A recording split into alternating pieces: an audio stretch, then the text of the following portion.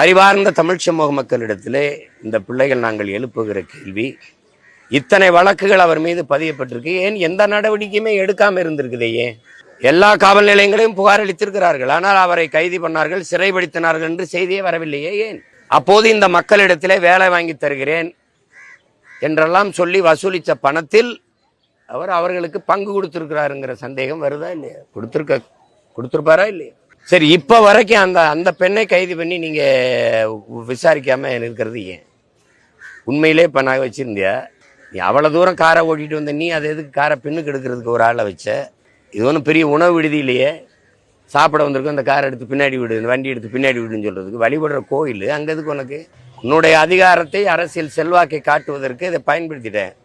உன்னை என்ன பண்றேன்ட்டு 10 பவுன் நாயை எடுத்துட்டான்னு சொல்லி அவர் சொன்னவன்னா, அவன் ஏன் எதுக்குன்னு விசாரிக்காம இது வரைக்கும் அந்த பெண்ணு மேல இவ்வளவு இது இருக்குதுன்னா, நிக்கிதாங்கிற அந்த பெண்ணை கைது பண்ணி கூப்பிட்டு விசாரிக்கணும்ல. நீ யார் இடத்துல பேசுன? உனக்காக யாரு இங்க பேசுனது? இத்தனை கோடி மக்கள் இருக்கிறீங்க.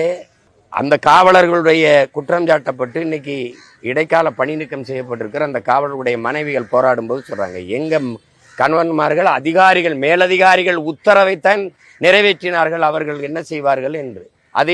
அதே பதிலிருந்து நாம சொல்லுவோம்.